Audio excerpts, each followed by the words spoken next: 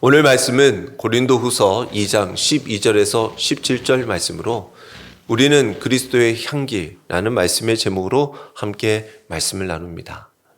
오늘도 주의 귀한 복된 여러분들의 삶에 하나님께서 항상 함께하여 주심을 믿으시기 바랍니다. 하나님은 여러분들을 우리가 상상하는 것, 생각하는 것보다 더 많이 사랑하시고 또 크신 은혜를 베풀어 주십니다. 여러분들의 인생길 하나님께서 붙들고 계시고 책임져 주십니다.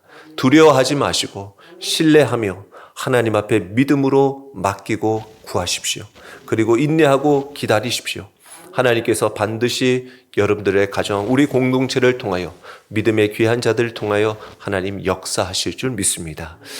오늘 우리 이 말씀의 제목과 같이 우리는 그리스도의 향기입니다. 한번 보십시오. 옆에서 향기가 나는지. 여기에서 꼭 우리가 어떠한 냄새가 코로 후각으로 맡아져서라기보다도 이 향기는 보이기도 하고 맡아지기도 하는 향기이기도 합니다. 여러분들의 삶에 아무쪼록 그리스도의 향기가 나기를 바랍니다. 그리스도의 향기라라고 우리에게 분명하게 말씀하고 있습니다. 오늘 본문의 바울은 예수님을 믿는 자들에게 이와 같은 표현을 사용하고 있죠. 15절에 우리는 하나님 앞에서 그리스도의 향기니라는 거예요. 예수님은 우리를 세상의 빛이라고도 하셨고 소금이라고도 하셨는데 오늘 말씀에는 향기라고 말씀하고 있습니다. 빛은 보이는 거예요. 또 소금은 맛을 내는 것이죠. 그리고 향기는 퍼져나가는 것입니다. 빛은 가까이 있을 때 보이죠. 그리고 소금은 먹어야 알 수 있습니다. 그런데 향기는 멀리 퍼져나가기도 합니다. 우리가 어떤 공간에 향기로 채워지는 사람들이 있습니다. 그 향기를 채우고 사람을 감싸요. 보이지 않지만 분명하게 그 향기가 있다라는 것을 자신의 존재를 드러내주요. 부활하신 예수님은 단지 우리를 구원하신 것에서 끝내지 않으시고 우리가 세상 속에 살아가면서 그리스도의 향기를 드러내기를 원하셔요. 오늘도 여러분들의 삶에 그와 같이 주님의 귀한 뜻을 온전히 받아들이며 순종하기를 축원합니다. 사람은요, 눈에 보이는 것만을 기억하지는 않습니다. 사람이 우리가 오감이 있습니다. 보고, 듣고, 보고, 맛보고, 또 촉각들, 느끼는 것들, 이런 것들이 여러 가지가 있는데, 각자의 그 환경에 따라서 받아들이는 것은 다릅니다. 그런데 어떤 사람은 말투로 그 사람을 기억합니다. 강력한 억양, 사투리 또는 부드러운 말씨 이런 것들로 기억할 때도 있고요. 어떤 사람은 표정으로 기억할 때가 있습니다. 저 사람 참 무뚝뚝했었는데 저 사람은 항상 웃는 사람이었지, 항상 뭔가 슬픈 사람이었어 라는 표정을 통해서 기억하기도 하고요. 어떤 사람은 그 사람에게서 느껴지는 분위기를 통해서 기억할 때도 있습니다. 그런데 어떤 사람은 향기로 기억되는 사람들도 있더라는 것이죠. 어릴 적에 부모님 품에서 뭔가 부엌에서 그 안에서 따뜻한 뭔가 반찬, 밥 냄새, 그런 식사의 냄새들, 그런 것들을 우리가 흔히 맡기도 하고, 또 이 성경책에 오랫동안 그 간직했던 성경책에서 나오는 그 오래된 그 냄새들, 그리고 비가 온 날 후에 우리가 길을 이렇게 산책을 해보면 흙냄새가 이렇게 나는 경우들이 있죠. 그런 것처럼 어떨 때는 이 냄새가 기억을 떠올리게 하더라는 것입니다.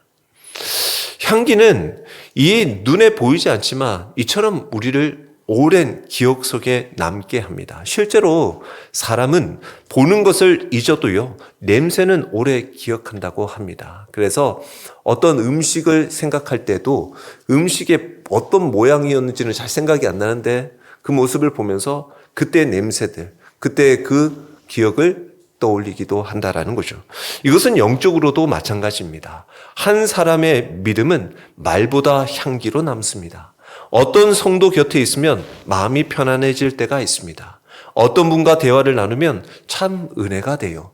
그 사람과 대화가 되면 내 마음이 또 열리는 것을 경험합니다. 어떤 분은 고난 가운데서도 가만히 들여다보면 그분은 항상 주님의 평안이 느껴집니다. 왜 그렇습니까? 바로 그분이 그리스도의 향기이기 때문인 것입니다. 오늘 바울도 말하는 거예요. 우리는 하나님 앞에서 그리스도의 향기니라는 거예요. 향기가 되어라라는 것이 아니라 이미 향기다라고 우리에게 선언하고 있는 것입니다. 문제는 향기가 있느냐 없느냐가 아니라 무슨 향기를 풍기고 사느냐라는 것이죠. 이처럼 향기는 오랫동안 많은 사람들에게 기억되어지고 영향을 끼치게 된다는 것을 알 수가 있습니다. 즉 예수 그리스도를 믿고 신앙생활을 하는 우리들의 삶의 향기는 나도 모르는 사이에 그 향기는 퍼져나가고 영향을 주고 있다라는 것이죠. 오늘 말씀을 통해서 우리의 삶이 정말 예수님의 향기를 내고 있는지, 그리스도의 향기로 살아간다는 것은 무엇을 말씀하고 있는지를 오늘 말씀을 통해서 살펴보기를 원합니다. 먼저 첫째는 그리스도의 향기는 승리하신 그리스도를 따라가는 삶에서 나타나는 것입니다. 바울은 먼저 자신의 상황을 오늘 12절에 13절에 말씀을 하고 있어요.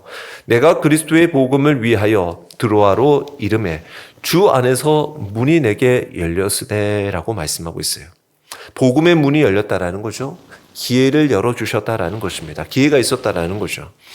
사도 바울은 어느 곳에 가든지 주님께서 가시는 마을마다 복음을 증거한 것처럼 사도 바울도 주님의 삶을 이어가듯 연장하듯 그는 주님이 가시는 곳마다 복음 증거하듯 사도 바울이 어디에 가는 목적은 바로 그리스도의 복음을 위해서였다라는 것입니다.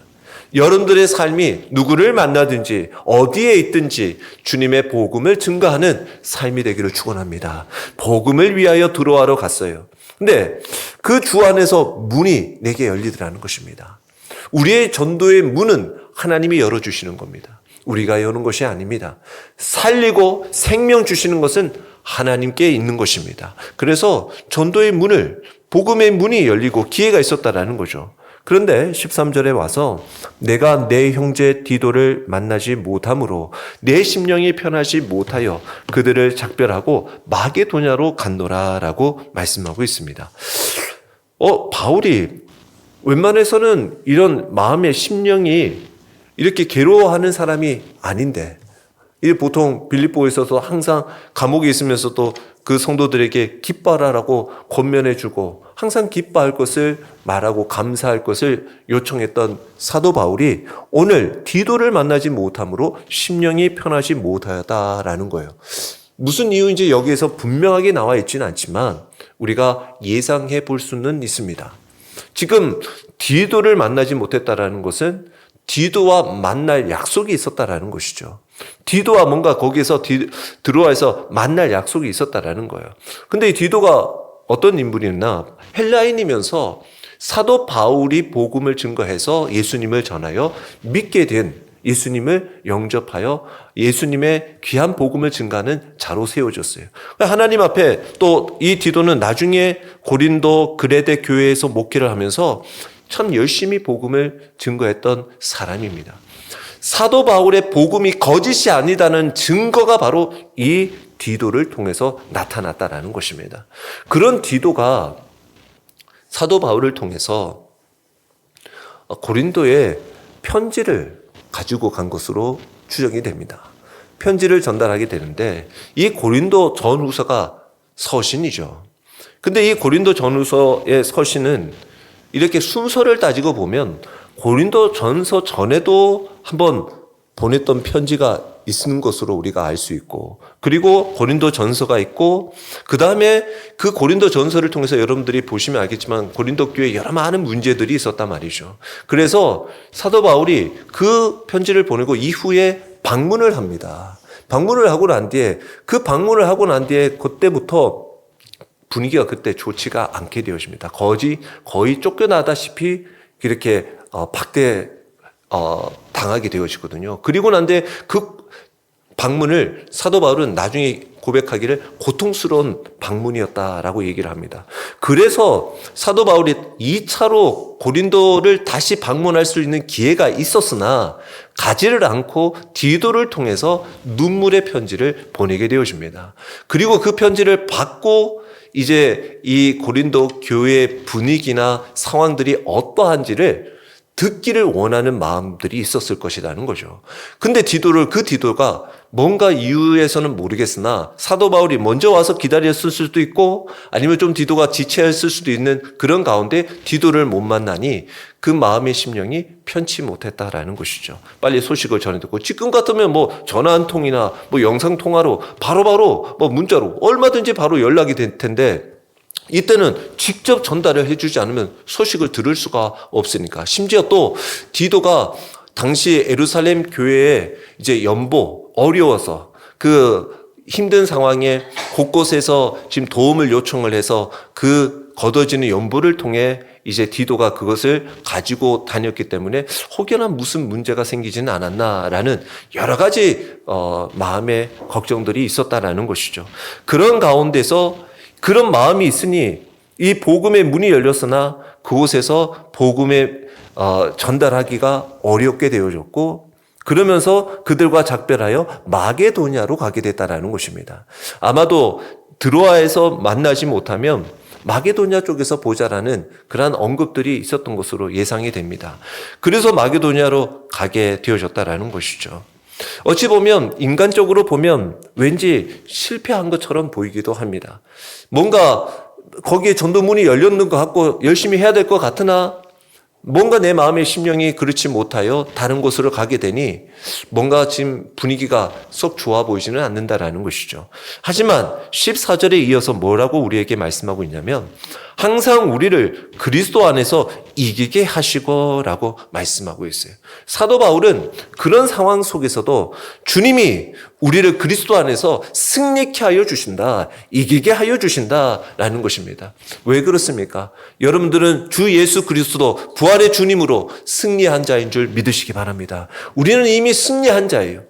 결과적으로 지금 하이라이트는 뭐 2대0, 3대0으로 지고 있어도 우리는 3대2로 4대3으로 얼마든지 지금 역전이 되어지는 결과를 가지고 있는 승리를 한 주의 백성이라는 것을 꼭 기억하시기 바랍니다. 여기서 승리했다라는 헬라어는 트리암뷰 온티라는 말인데요. 이것은 로마 장군이 전쟁 승리 후에 벌이던 개선 행렬을 뜻합니다. 그래서 바울은 자신이 승리한 장군으로 보지 않고 자신은 그 승리의 행렬에 참여한 자로 여겨지고 있습니다. 다시 말해서 내가 승리했다라기보다도 예수 그리스도께서 이미 승리하셨다라는 것입니다. 이 십자가가 패배처럼 보였지만 부활은 최종 승리를 얻게 되어졌다라는 거죠. 예수 그리스도의 부활은 곧 주님이 죽음을 이기시고 죄를 이기셨고 악한 마귀 사탄을 이기셨음을 말씀하고 있는 거예요. 우리는 바로 그 승리에 참여한 사람이다라는 것입니다. 우리가 주님의 그 십자가 부활에 참여한 자로서 주님이 승리하신 것처럼 우리도 승리의 그 자리에 있더라는 것입니다. 그래서 향기는 승리의 행렬을 따르는 자에게 나온다라는 거예요. 주님을 따르지 않으면 그리스도의 향기가 나타나지 않는다라는 겁니다. 주님과 가까이 있을수록 그리스도의 냄새, 그 향기가 배이게 된다라는 것입니다. 왜 그렇습니까? 우리가 생선 가게에 가서 생선을 파는 그 사장님의 그 몸에는 그 냄새가 생선 냄새가 배이는 것이죠. 농부에게 흙 냄새가 나듯 예수님과 동행하는 사람은 예수의 향기가 나는 것입니다. 예수님과 가까이 있어야 그리스도의 향기가 나는 것이죠. 향수병에 뚜껑이 닫아 있으면 향이 날 수가 없다라는 것입니다. 성도도 말씀과 멀어지면, 기도와 멀어지면, 말씀 그 예배와 멀어지면 향기는 약해진다라는 것이죠.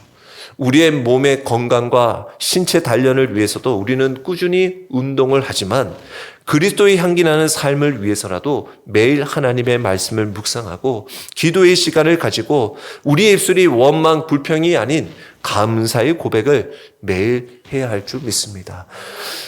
그러한 사람, 그러한 인생이 그 삶 가운데 그리스도의 향기가 날 것이다라는 것입니다. 초대교회 성도들은 핍박 가운데서도 원수를 축복했습니다. 사람들이 그러한 상황 속에서 어떻게 저렇게 살 수 있는가라고 물어보았습니다. 대답은 단순했습니다. 예수님 때문이라는 거예요. 예수님 때문에 살아간다라는 거예요. 이게 향기입니다. 설명보다 우리 입술의 어떠한 말의 그 설명보다도 그 말보다 느껴지는 그 삶을 통한 그리스도. 내가 그리스도 안에 살아가는 그 모습이 드러나는 겁니다. 여러분들의 삶에 그런 그리스도가 고백되어지는 거예요. 그것이 곧 그리스도의 향기다라는 것입니다. 여러분들의 삶은 어떠십니까? 혹시 삶의 상황 때문에 여러분들의 각박한 어려움 때문에 때로는 또 내 뜻대로 되지 않는 것 때문에 패배했다라고 느껴지십니까? 가정이 어려워서 내 삶의 형편이 나아지지 않아서 내 건강이 좋지 않아서 내 하는 일이 막히고 기도의 응답이 없는 것 같아. 예수님을 믿는 우리들은 패배한 것이 아닙니다. 그렇다고 해서 패배자가 아니다라는 것입니다. 지금 우리는 주님이 승리하신 그 부활의 승리의 행렬 안에 있는 것입니다. 부활하신 주님이 앞서가고 계십니다. 그러므로 우리는 분명하게 믿음으로 고백할 수 있습니다. 나는 세상의 포로가 아니다. 죽음에서 승리하신 예수 그리스도를 따르는 자이다. 이러한 고백 가운데 살아갈 때 여러분들의 삶에 그리스도의 향기가 전해지기를 축원합니다. 그런 거예요. 우리는 그리스도와 함께 승리의 개선 행렬에 있는 자입니다. 거기에 있는 자는 주님의 그 향기가 드러난다라는 것입니다. 두 번째는 그리스도의 향기는 생명을 살리는 복음의 향기입니다. 15절 말씀에 우리는 구원받는 자들에게나 망하는 자들에게나 하나님 앞에서 그리스도의 향기니라는 거예요. 향기는 헬라어로 오스메라는 건데요. 향 또는 향수, 제사의 향기를 뜻합니다. 또한 그리스도의 향기는 그리스도께 속한 좋은 향기를 말하고 있습니다. 이 표현은 구약 제사의 향기로운 냄새를 떠오르게 합니다. 구약에는 보통 기도를 향기로운 그 향으로 표현하기도 하고 올라가는 향을 표현하기도 하고 예배, 제사를 향기라고 표현합니다. 창세기 8장 20절에서 21절 초반부에 보면 노아가 여호와께 제단을 쌓고 모든 정결한 짐승과 모든 정결한 새 중에서 제물을 취하여 번제로 제단을 드렸더니 여호와께서 그 향기를 받으시고라고 말씀하고 있어요. 그 노아가 이제 그 모든 홍수에서 방주에서 처음 나와서 그때 처음 하나님 앞에 번제를 드렸을 때 그 제사, 그 번제를 하나님은 향기로 받으셨다라는 것이죠. 하나님은 제사, 그 제사를 향기로 올려 받으시는 것처럼 우리의 성도의 삶도 하나님께 향기로 올라간다라는 것입니다. 그런데 놀라운 것은 이 향기가 모두에게 동일하게 작용하지는 않는다라는 것입니다. 16절의 말씀에 보니까 이 사람에게는 사망으로부터 사망에 이르는 냄새요 저 사람에게는 생명으로부터 생명에 이르는 냄새라 누가 이 일을 감당하리요 라는 거예요. 복음의 향기는 하나인데 반응은 두 가지입니다. 둘로 나뉜다라는 거예요. 어떤 이는 듣고 살아나는데 어떤 이는 거부하고 더 완악해진다라는 거죠. 우리가 복음을 증거해보면 알 수 있죠. 우리가 예수님의 평화, 주님의 귀한 그 복음, 주 예수 그리스도의 구원자 되심, 주님의 생명, 하늘나라 선포하면 그것을 환영하는 사람이 있는가 반면에 그것을 아주 못마땅해 하는 사람들이 있더라는 것이죠. 복음 자체가 문제가 아니라 그들의 마음의 반응이 다르더라는 것입니다. 이건 우리가 일상에서도 쉽게 찾아볼 수가 있습니다. 뜨거운 햇빛도 땅을 굳게도 합니다. 하지만 밀랍, 그 버터와 같은 것은 녹인다라는 격언이 있습니다. 같은 태양인데도 다른 결과는 가져온다라는 것이죠. 복음도 그렇습니다. 우리가 향기가 되라는 말은요, 모든 사람에게 환영받으리라는 뜻이 아닙니다. 어떤 이는 여러분을 통해서 예수님을 보고 만나서 생명을 얻을 것입니다. 그러나 어떤 이는 불편해할 수도 있습니다. 여러분이 정직하기 때문에 미움을 받을 수도 있어요. 나는 예수님 안에 거룩한 삶을 지키려고 하다 보면 다른 사람에게 조롱받을 수도 있습니다. 요새도 이런 사람이 있나? 야, 뭐 이렇게 살아가서 세상에 무슨 재미가 있나? 라고 사람들이 이야기하고 조롱할 때도 있을 것입니다. 그러나 다 괜찮습니다. 결국 그 삶을 통해서 그리스도의 향기가 퍼지는 것이죠. 향기는 강요되지 않습니다. 주님께 온전히 붙들려 있으면 그 향기는 자연스럽게 퍼져나가는 것이죠. 한 집사님도 있었어요. 직장에서 정직하게 일을 합니다. 남들처럼 편법을 쓰지 않았어요. 그러니 사람들은 그 사람을 신기하게 생각했습니다. 처음에는 바보 취급도 했어요. 어떻게 저리 융통성이 없나 라고 생각했단 말이죠. 그런데 어느 날 한 동료가 조용히 찾아옵니다. 사실 자기가 너무 지금 힘들다라는 거죠. 이런 이유들로 이전에 자기 마음대로 생활했던 것이 너무나 지금 그 결과가 이제 막 돌아오니까 힘든 거죠. 그 무게가 견디기 어려웠던 것입니다. 집사님은 어떻게 이렇게 평안하냐라고 묻게 되어졌죠. 그러자 그 집사님은 주님 안에서, 자신은 주님 안에서 살아가니 주님이 주시는 평안으로 살아간다라는 거예요. 그러면서 그의 삶 자체가 그리스도의 향기가 되니 자연스럽게 그 사람을 주님께로 인도할 수 있게 되었다라는 것입니다. 이것이 향기인 것이요. 우리가 큰 소리로 외치지 않아도 퍼져나가는 복음이 있습니다. 삶을 통해서 전달되어지는 예수 그리스도가 있다라는 것이죠. 이와 같은 삶이 그리스도 향기 나는 삶이다라는 것이죠. 오늘 우리는 이 말씀을 통해서 우리의 삶을 점검해 보기를 원합니다. 나의 말과 태도는 어떤 냄새가 나는지요? 원망의 냄새는 아닌지요? 분노의 냄새가 담겨 있지는 않는지, 때로는 교만의 냄새가 담겨 있지는 않습니까? 아니면 용서하는 향기가 있습니까? 괜찮다, 이해한다, 내가 너를 용서한다 라는 그 용서의 향기가 있는지요? 아니면 온유한 향기가 있는지요?